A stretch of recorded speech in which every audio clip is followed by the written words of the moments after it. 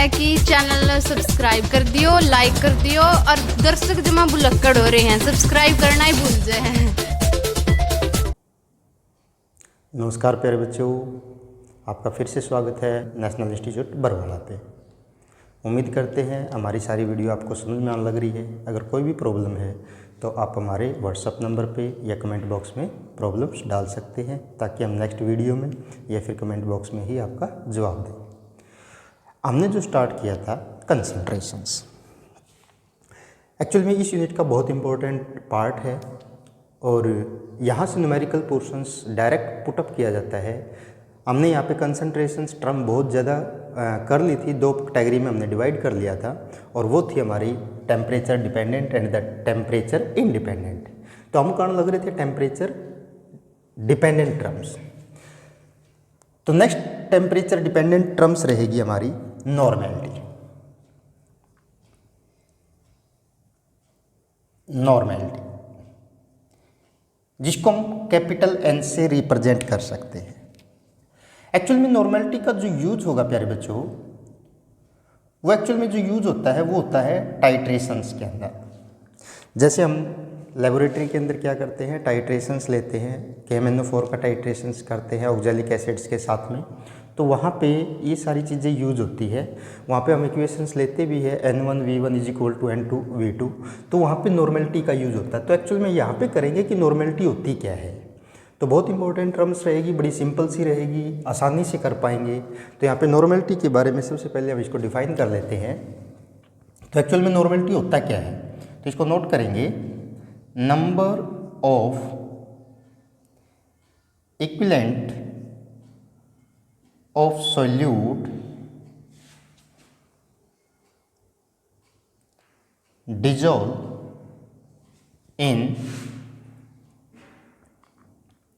dissolve in per liter, dissolve in per liter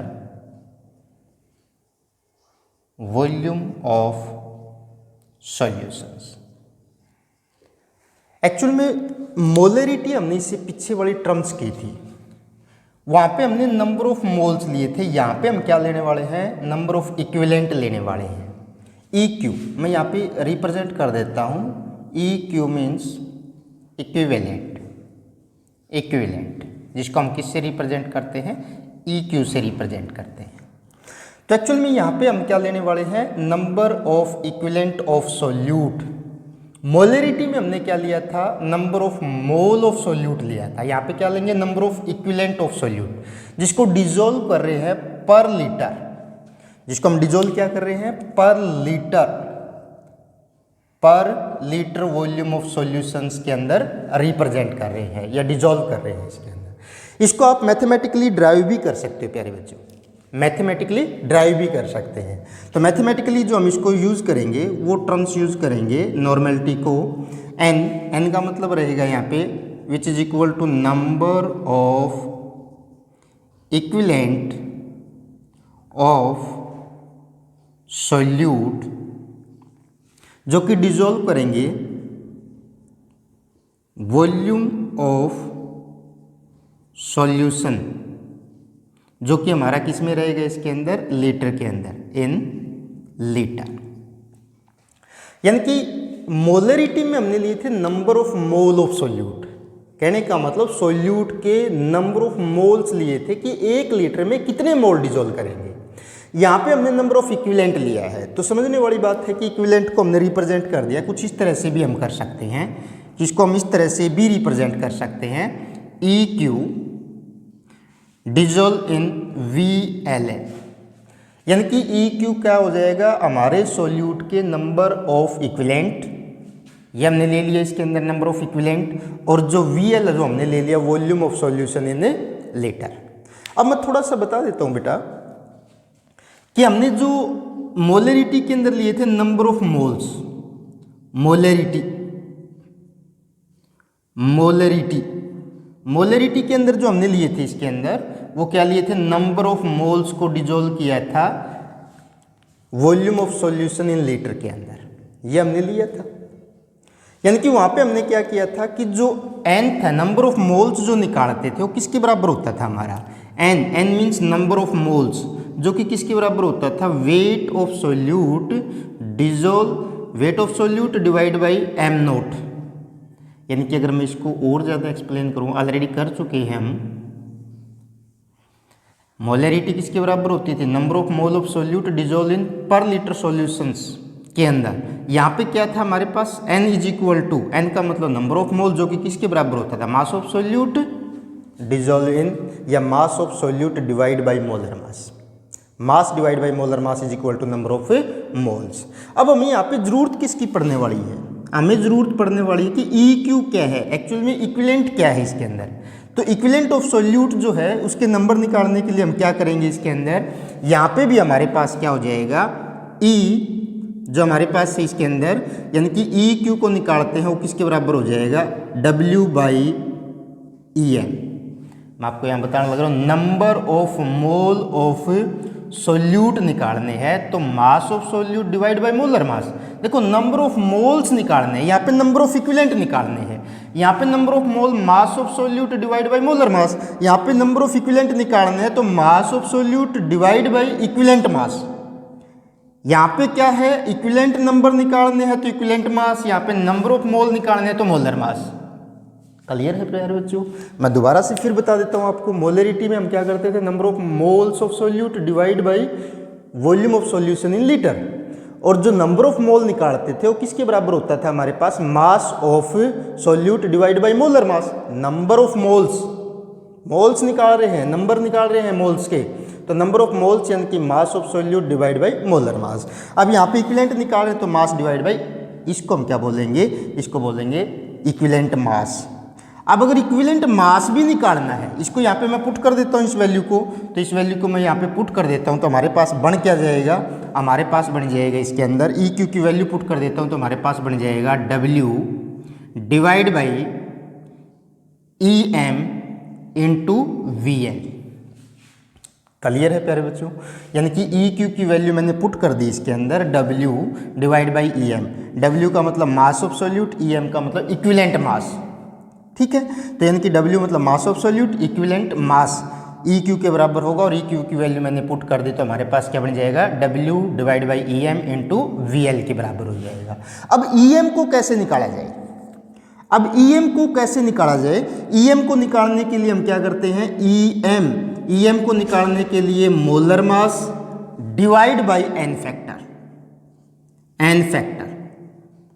यानी कि इस तरह से हम क्या निकाल लेंगे, EM की भी वैल्यू निकाल लेंगे। EM इज इक्वल टू किसके बराबर हो जाएगा प्यारे बच्चों, m note molar mass of solute divide by n factor. अगर इसको भी मैं यहाँ पे पुट कर देता हूँ तो हमारे पास क्या बन जाएगा प्यारे बच्चों, हमारे पास जो बन जाएगा वो बन जाएगा W, मैं यहाँ पे नोट कर देता हूँ इसके अंदर, W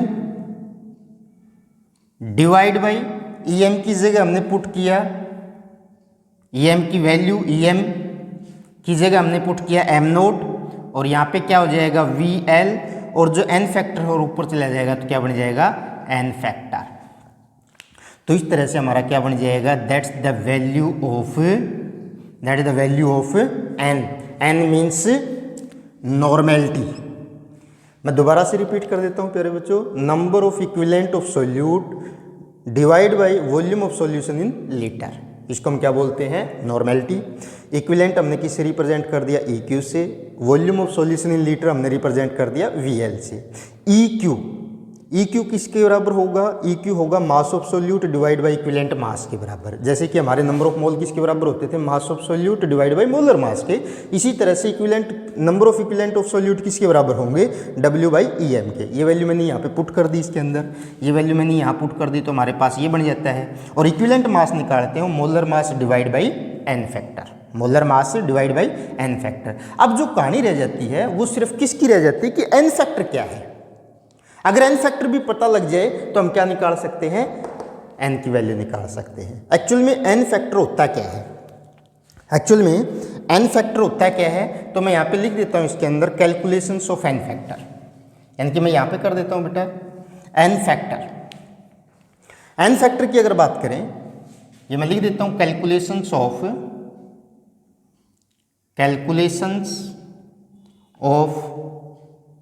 n factor. N factor को हम किस तरह से कैलकुलेट करेंगे, एन फैक्टर को हम किस तरह से कैलकुलेट करेंगे। अगर एन फैक्टर का भी पता लग जाता है तो इससे हमारी क्या है, पूरी की पूरी वैल्यू पुटअप होगी और एन की वैल्यू हम निकाल पाएंगे।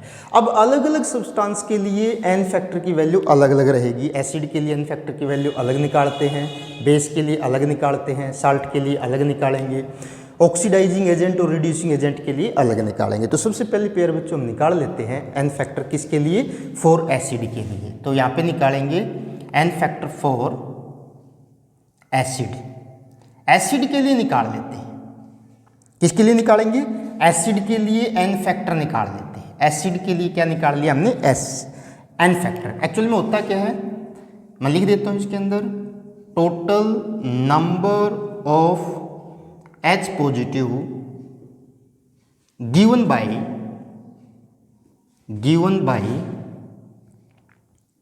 N acid in aqueous solutions. अगर कोई भी एसिड टोटल कितने H पॉजिटिव डोनेट करता है किसी एक्वस सॉल्यूशंस के अंदर, तो उसको हम क्या बोलेंगे, उसका एन फैक्टर। उसको क्या बोलेंगे, एन फैक्टर। मैं यहाँ पे एग्जांपल से आपको एक्सप्लेन करता हूँ प्यारे बच्चों। जैसे HCl है, अगर इसको हम डिकम्पोज करते हैं तो वो किस में टूट जाएगा, H positive plus Cl negative. तो यहाँ पे कितने H पॉजिटिव मिले इसके अंदर, तो इस एसिड ने हमें एक H पॉजिटिव दिया। आपने ये नहीं देखना कि इसके अंदर है कितने, आपने ये देखना है कि दिए कितने। कि कई बार क्या हो सकता है प्यारे बच्चों कि वीक एसिड हो सकता है, और वीक जो होता है कंप्लीटली आयोनाइज नहीं होता, वीक कंप्लीटली आयोनाइज नहीं होता। तो इसलिए हमें देखना क्या है, हमें देखना कि कितने दिए गए हैं। तो यहाँ पे अगर एक H पॉजिटिव दिया गया है तो इसका एन फैक्टर प्यारे बच्चों कितना होगा, यानी कि एन फैक्टर जो रहेगा इसका यहाँ पे 1 रहेगा। इसी तरह से एक एग्जाम्पल और देख लेते हैं हम। यहाँ पे दूसरा एग्जाम्पल हमने ले लिया यहाँ पे H2SO4। अगर इसको डिकम्पोज करते हैं तो यहाँ पे किस में टूटता है, 2H पॉजिटिव प्लस SO4 डाइनेगेटिव में। यानी कि यहाँ पे H2SO4 को डिकम्पोज करते हैं तो यहाँ पे किस में टूट जाता है, 2H पॉजिटिव में। तो यानी कि हम ये लिखेंगे कि यहाँ पे एन फैक्टर जो रहेगा वो कितना रहेगा, 2 रहेगा। एक्चुअल में ये डिपेंड करता है केमिकल रिएक्शंस के ऊपर। किसके ऊपर डिपेंड करेगा, केमिकल रिएक्शंस के ऊपर। और हमें देखना क्या है, रिएक्शंस हमें बताएगी कि कितने H पॉजिटिव। अगर इसी को एक दूसरे वे से भी तोड़ा जा सकता है, दूसरे वे से भी तोड़ा जा सकता है अगर दिया हो। आपको यहाँ पे जरूरत नहीं है, बट अगर दिया हो कुछ इस तरह से तो आप नोट करेंगे। मान लिया आपको दे दिया जाए H2SO4 और इसको डिकम्पोज कर दिया जाए H पॉजिटिव प्लस HSO4 यूनि नेगेटिव। देन आप खुद देख के बताएंगे कि इसका एन फैक्टर कितना होगा। वेरी गुड, कितना होगा, 1 होगा। हो जाएगा। तो सभी बच्चे इसको अच्छे से देखेंगे कि जितने H पॉजिटिव हमें कोई एसिड एक्वस सॉल्यूशंस में देता है तो वो उसका क्या होगा, एन फैक्टर होगा। तो मैंने इसके लिए यहाँ पे नोट कर दिया, इसके लिए कितना होगा, एन फैक्टर 1 होगा। इसके लिए कितना होगा, एन फैक्टर 2 होगा। और इसके लिए कितना होगा, एन फैक्टर 1 होगा। क्लियर है प्यारे बच्चों। तो इस तरह से हम किसी भी एसिड का क्या निकाल सकते हैं, एन फैक्टर निकाल सकते हैं। नेक्स्ट जो हम बात करें किसी भी बेस के लिए, फॉर बेस। तो बेस के लिए अगर यहाँ पे एन फैक्टर निकाले तो किस तरह से निकाल सकते हैं किसी भी बेस के लिए। तो यहाँ पे बेस पे क्या होगा, तो मैं लिख देता हूँ इसके अंदर पहले, total number of OH negative given by the base. अगर कोई भी बेस OH नेगेटिव कितने देता है, कोई भी बेस कितने OH नेगेटिव देते हैं, वही उसका क्या होगा, एन फैक्टर होगा। तो यहाँ पे देख लेते हैं बच्चों कि कितने OH नेगेटिव दिए जाते हैं किसी बेस के थ्रू, तो वो उसके लिए क्या होगा, किसी बेस के लिए एन फैक्टर की वैल्यू होगी। मैं यहाँ पे नोट करवा देता हूँ। जैसे हम ले लेते हैं NaOH, हमने एक एग्जाम्पल लिया इसके अंदर NaOH को डिकम्पोज किया जाए तो यहाँ पे क्या मिलने वाला है हमें, Na positive plus OH negative. तो आप बच्चे समझ गए होंगे सभी के सभी कि यहाँ पे हमें कितना मिलने वाला है OH नेगेटिव, 1 OH नेगेटिव मिलेगा। तो इसके लिए n फैक्टर कितना रहेगा प्यारे बच्चों, n फैक्टर इसके लिए कितना होगा, 1 होगा। इसी तरह से एक एग्जाम्पल और लें प्यारे बच्चों इसके अंदर कि जो हमारे पास है कैल्शियम हाइड्रोक्साइड। अगर इस कैल्शियम हाइड्रोक्साइड को डिकम्पोज करते हैं तो ये हमें क्या देगा, कैल्शियम डाई पॉजिटिव प्लस हमें जो देगा इसके अंदर 2H नेगेटिव। तो आप समझ गए होंगे प्यारे बच्चों कि यहाँ के लिए n फैक्टर क्या होना चाहिए, क्या होना चाहिए यहाँ के लिए n फैक्टर, वेरी गुड, कितना होना चाहिए इसके लिए, 2 रहेगा, यानी कि यहाँ पे n फैक्टर कितना होगा, 2 होगा। तो इस तरह से हम क्या निकाल सकते हैं, किसी भी एसिड के लिए या किसी भी बेस के लिए क्या निकाल सकते हैं, n फैक्टर निकाल सकते हैं। क्या निकाल सकते हैं, n फैक्टर निकाल सकते हैं। इसके बाद जो बात करें हम प्यारे बच्चों, अगर हम बात करें किसी भी साल्ट के लिए, किसी भी साल्ट के लिए बात करें प्यारे बच्चों, किसी भी साल्ट के लिए, मैं थोड़ा सा इस साइड ले लेता हूं इसको, किसी भी साल्ट के लिए बात करें तो यहां पे लिख देते हैं 4 साल्ट। अगर किसी भी साल्ट का हमने n फैक्टर निकालना है तो किसके बराबर होगा, तो यहां पे लिखेंगे प्यारे बच्चों total magnitude of the charge इधर पॉजिटिव और नेगेटिव। कहने का मतलब टोटल मैग्नीट्यूड किसका, या तो पॉजिटिव का या फिर किसका, नेगेटिव चार्ज का। या तो टोटल पॉजिटिव चार्ज काउंट कर लें आप या टोटल नेगेटिव चार्ज काउंट कर ले, तो जो मैग्नीट्यूड होगा वो उसके n फैक्टर के बराबर होगा। वो क्या रहेगा, उसके n फैक्टर के बराबर रहेगा। जैसे मैं यहाँ पे बता देता हूँ प्यारे बच्चों, आपको एक एग्जांपल लेकर के बड़ा आसान हो जाएगा हमारे लिए। NaCl क्या हो जाएगा, NaCl, इसको आपने डिकम्पोज किया और हमें क्या मिल जाता है, Na positive plus Cl negative. या तो आप प्लस वाला ले लो, इधर पॉजिटिव और इधर नेगेटिव, यानी कि पॉजिटिव को अगर देखें तो भी 1 है और नेगेटिव को देखें तब भी 1 है, तो इसलिए जो n फैक्टर होगा वो कितना हो जाएगा प्यारे बच्चों, वो हो जाएगा यहाँ पे 1 होगा।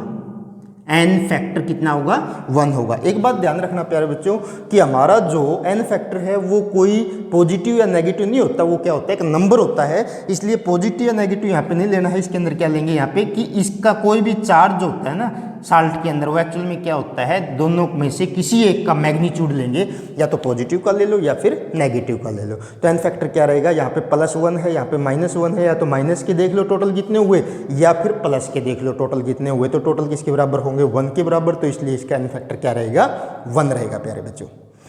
नेक्स्ट एक एग्जाम्पल और ले लेते हैं। इसके अंदर हमने यहाँ पे लिया एल्यूमिनियम सल्फेट ले लिया, हमने क्या लिया इसके अंदर, एल्यूमिनियम सल्फेट ले लिया हमने, Al2SO4 होल थ्राइस, क्या ले लिया इसके अंदर, होल थ्राइस, ये हमने ले लिया होल थ्राइस।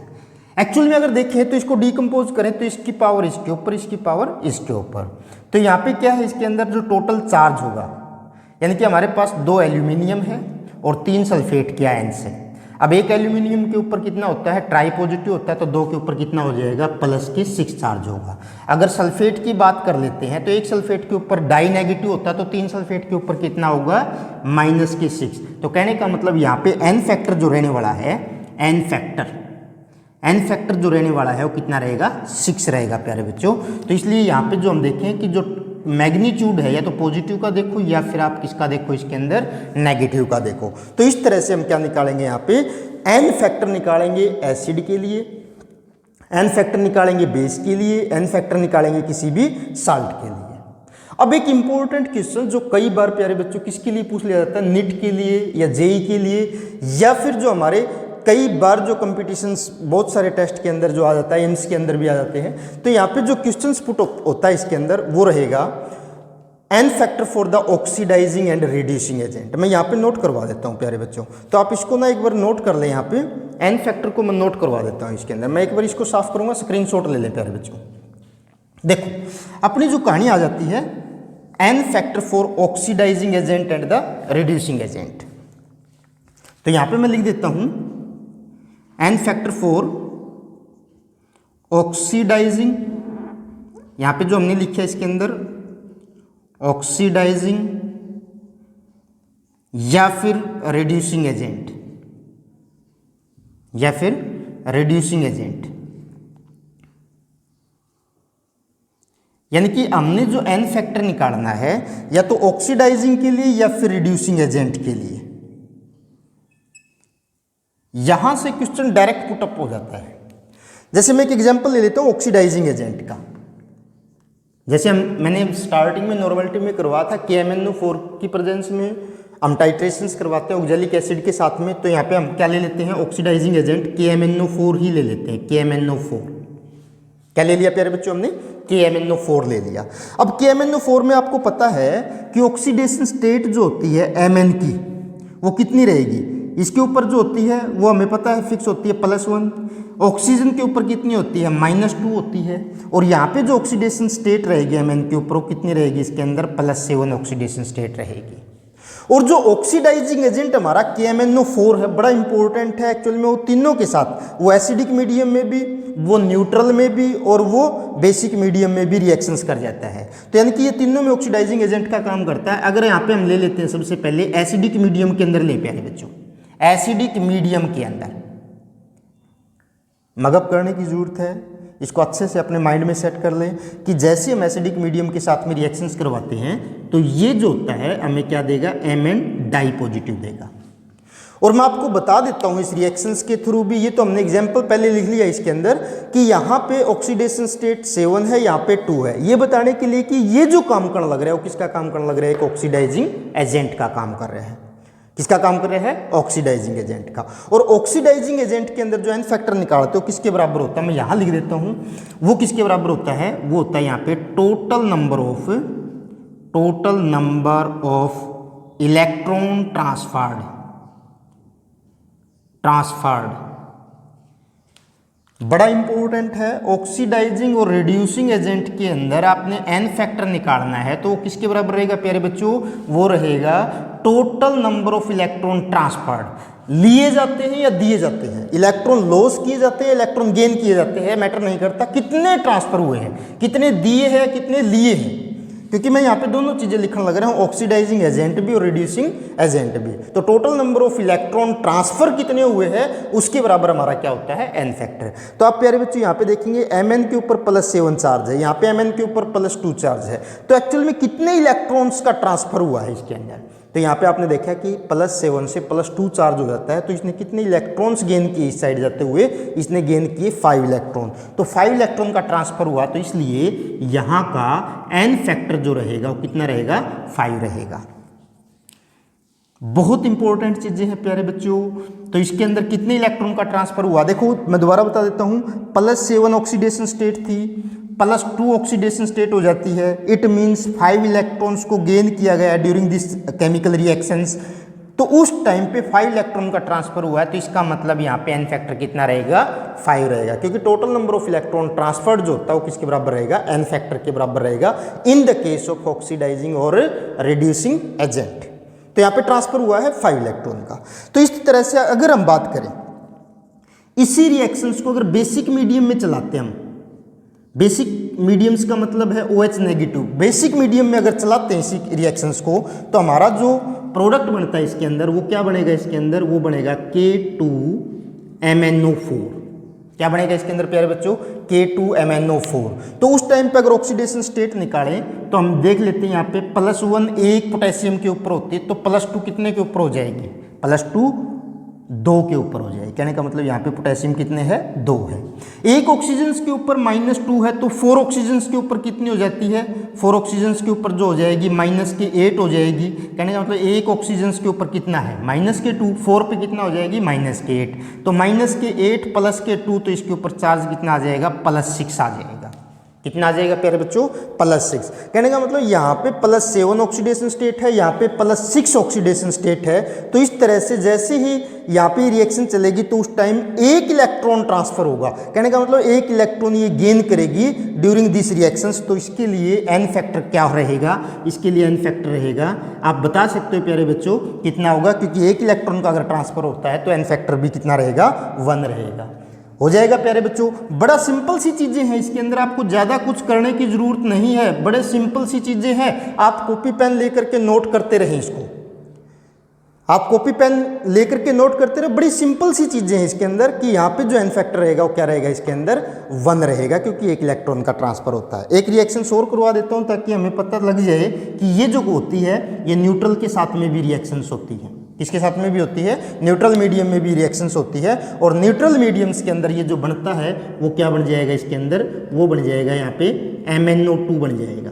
क्या बन जाएगा प्यारे बच्चों, MnO2 बन जाएगा। और MnO2 के अंदर देखें तो यहाँ पे ऑक्सीडेशन स्टेट एक ऑक्सीजन पे कितनी होती है, -2, 2 पे कितनी हो जाएगी, -4, और उस टाइम पे इसके ऊपर कितनी हो जाएगी, +4 ऑक्सीडेशन स्टेट होगी। यहाँ पे +7, यहाँ पे +4, इट मीन्स 3 इलेक्ट्रॉन का ट्रांसफर हुआ है। तो मेरे प्यारे बच्चों मेरे हिसाब से आप खुद भी कर लोगे कि इसका n फैक्टर कितना रहने वाला है, 3 रहने वाला है।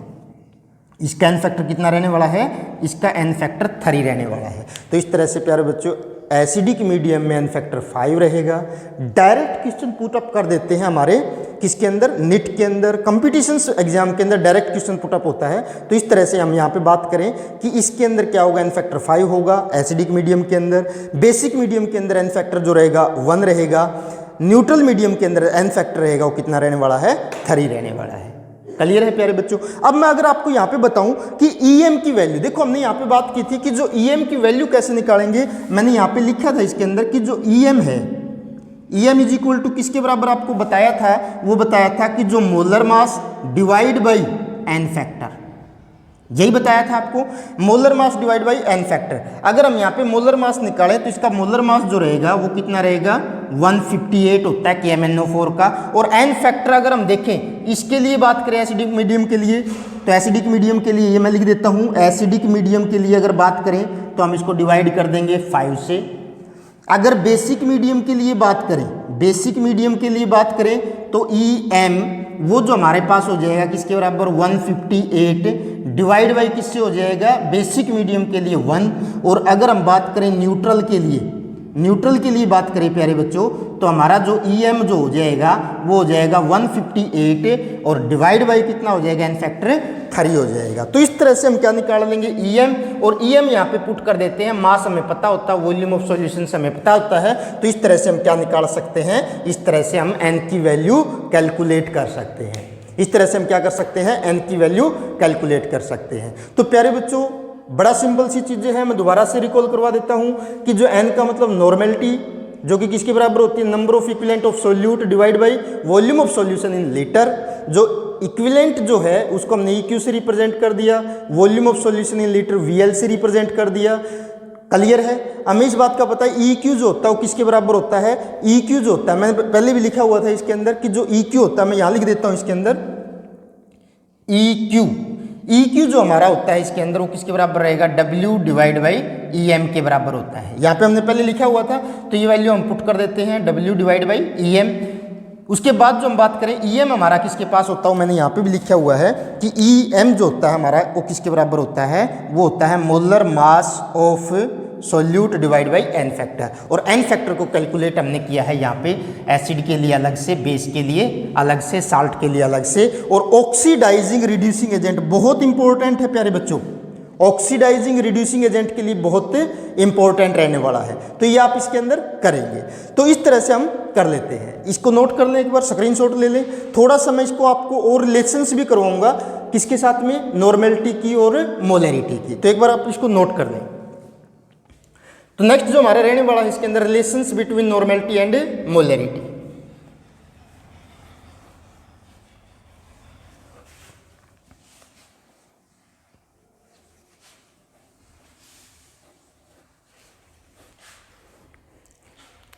तो यहां पे जो हम करते हैं relations between relation between normality and molarity, normality and molarity। अभी जो हमने किया प्यारे बच्चों, n इज इक्वल टू जो हम लेके आए थे अभी, वो हमने किया था w divide by M nought, और यहाँ पे हमने किया था वो किया था n फैक्टर, और डिवाइड बाई हमने किया था वो किया था इनटू VL। अब पीछे जो मोलरिटी हमने किया था प्यारे बच्चों, वो किया था हमने n डिवाइड बाई VL। मैं पीछे भी लिख के चला था और यहाँ पे भी लिख के चला हूँ इसके अंदर, ठीक है। तो n की वैल्यू अगर मैं ये पुट कर देता हूँ तो हमारे पास m की वैल्यू क्या बन जाती है प्यारे बच्चों, m की वैल्यू बन जाती है हमारे पास w divide by M nought, और यहाँ पे हमारा क्या बन जाएगा VL। तो देखने वाली बात है प्यारे बच्चों, वो क्या है कि जो m है हमारे पास, जो m है, m एक्चुअल में कैपिटल M है, m जो हमारे पास ये और ये जो टर्म है वो एक्चुअल में इक्वल है। थोड़ा सा ध्यान से देखेंगे, w divide by M nought into VL, w divide by M nought into VL। तो इसकी जगह मैं अगर m लिख दूं, यानी कि हमारे पास क्या बन जाएगा प्यारे बच्चों, n is equal to m into n factor. That's the relations. अगर आपके पास मोलरिटी है तो आप नॉर्मेलिटी निकाल सकते हो। अगर आपके पास मोलरिटी है, n फैक्टर से मल्टीप्लाई करके क्या आ जाएगी हमारे प्यारे बच्चों, नॉर्मेलिटी आ जाएगी। अगर आपके पास नॉर्मेलिटी है, उसको n फैक्टर से डिवाइड करके आप क्या निकाल सकते हो, m निकाल सकते हो, मोलरिटी निकाल सकते हो। तो इस तरह से हम क्या निकाल सकते हैं, यहाँ पे रिलेशंस निकाल सकते हैं प्यारे बच्चों। तो ये हमारी रिलेशंस रहेगी। इससे भी इंपॉर्टेंट एक रिलेशंस होने वाली है, वो क्या रहेगी, n की वैल्यू हमने किसके बराबर की थी प्यारे बच्चों, n की वैल्यू हमने की थी EQ divide by VL। Value put कर दी हमने, इज इक्वल टू m की वैल्यू हमने किसके बराबर की थी, n इंटू VL हमने किया था। EQ का मतलब number of equivalent of solute dissolve इन पर लीटर सॉल्यूशंस ऑफ पर लीटर सॉल्यूशंस। यहाँ पे क्या था, number of mole of solute dissolve इन पर लीटर सॉल्यूशंस में डिजोल्व हमने किया था। और इनटू क्या है हमारे पास, n फैक्टर। क्या है हमारे पास, n फैक्टर। तो यहाँ पे क्या करें प्यारे बच्चों, VL से VL कैंसिल कर दें तो हमारे पास बन क्या जाएगा, हमारे पास बन जाएगा EQ is equal to n into n factor बन जाएगा। एक्चुअल में ये वाला जो रिलेशंस है, ये वाला जो रिलेशनशिप बहुत इंपॉर्टेंट रहेगा। कहने का मतलब जैसे हमारे पास एक मोल कंसेप्ट होता है, उसी तरह से हमारे पास क्या होता है, इक्विवेलेंट कंसेप्ट भी होता है। जैसे कि जैसे जैसे हमारे पास मोल कंसेप्ट होता है, हम पीछे +1 में भी मोल कंसेप्ट पढ़ के आए हैं, इसी तरह से हमारे पास क्या होता है, इक्विवेलेंट कंसेप्ट भी होता है। मोल कंसेप्ट की तरह इक्विवेलेंट कंसेप्ट भी होता है। और किसी भी बैलेंस केमिकल इक्वेशंस के अंदर क्या होता है प्यारे बच्चों, कि जो रिएक्टेंट का इक्विवेलेंट होता है वो इक्विवेलेंट किसका होता है, प्रोडक्ट का होता है। तो बहुत इंपॉर्टेंट, कई बार यहाँ से क्वेश्चन मैं स्टार लगा देता हूँ प्यारे बच्चों, बहुत इंपॉर्टेंट रहने वाला है ये रिलेशन से। तो आप इसको अच्छे से करेंगे, तो आप इसको नोट कर लेंगे। तो ये हमारा जो टॉपिक रहेगा आज इसके अंदर नॉर्मेलिटी का, ये हमारा क्या रहेगा, नॉर्मेलिटी का। तो आप इसको करेंगे प्यारे बच्चों। उम्मीद करता हूँ आपको ये सारा वीडियो में काफ़ी आपको अच्छे से समझ में आ रहा होगा। कोई भी दिक्कत है, कोई भी प्रॉब्लम है किसी भी प्रकार की प्यारे बच्चों, तो आप ले सकते हो। मैं और ज़्यादा से ज़्यादा इसको आप शेयर करो ताकि ज़्यादा से ज़्यादा बच्चों तक ये वीडियो पहुंच सके। Thank you. तब तक के लिए अगेन थैंक्स अ लॉट। अगर आपको हमारी वीडियो पसंद आए तो लाइक करें, सब्सक्राइब करें और शेयर करें।